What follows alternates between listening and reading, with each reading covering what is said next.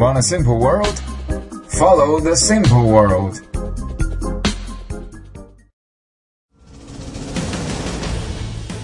Israeli Prime Minister Netanyahu showed it up at the White House recently, and this is a special visit to his old friend President Trump. After some conseil interchange, they will sign an important declaration as scheduled. That is, America will recognize Israel's sovereignty over Golan Heights. Once they sign on that, the events in the Middle East are likely to be the trending topic again. The Golan Heights is a mountainous region between Israel and Syria, with a length of 60 kilometers and a width of 20 kilometers, covering about 1,800 square kilometers. Since it is called as heights, its altitude is definitely higher than normal. The average altitude of Golan Heights is about 600 meters, which is 300 meters higher than the plain of Israel. If the enemy looks at Israel from high above, the Jews will not have any thoughts on praying or even sleeping.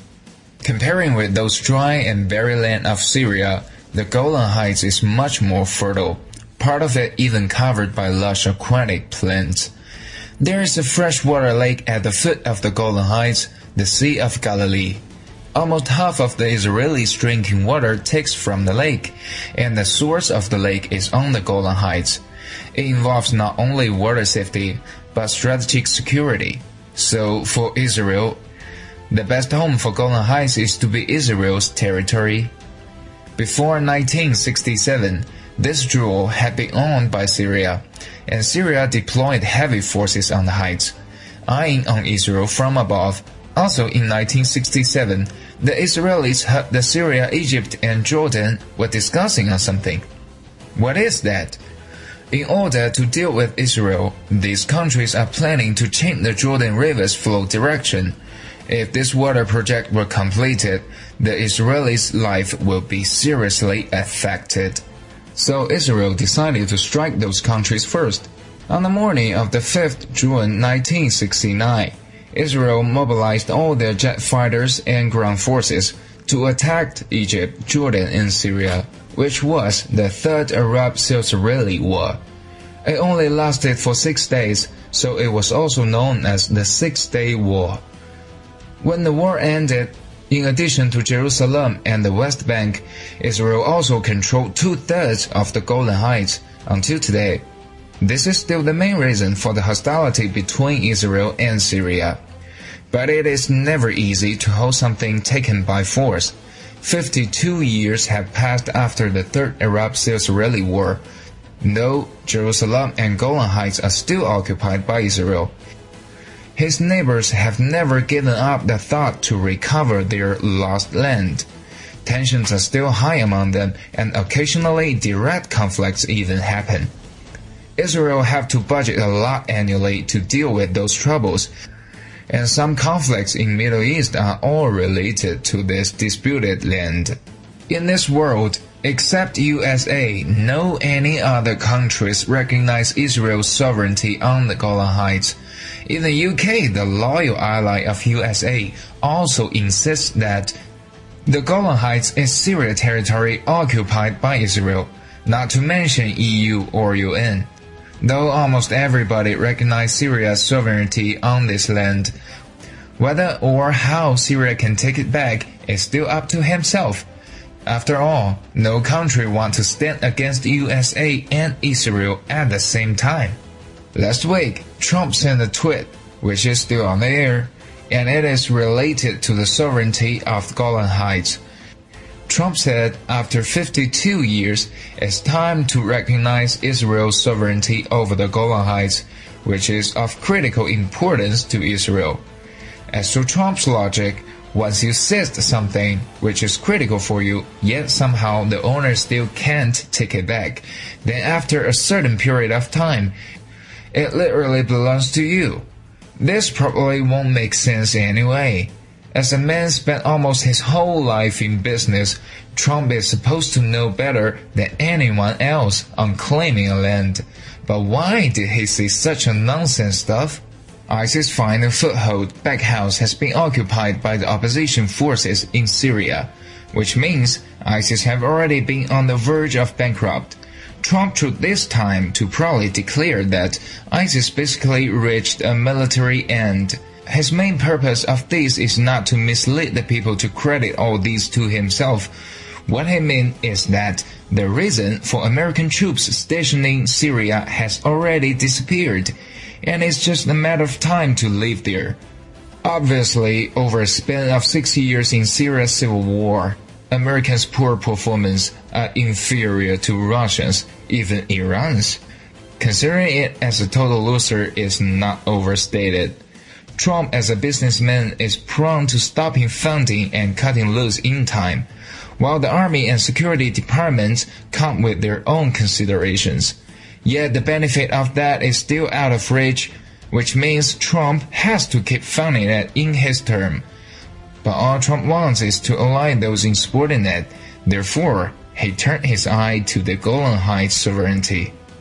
Recognizing Israel's sovereignty over Golan Heights publicly and signing a declaration with Israeli Prime Minister, Trump played this skillfully like a business deal. The behavior will doubtlessly infuriate all the Syrians, no matter it is Bashar's government or the opposition forces sponsored by America.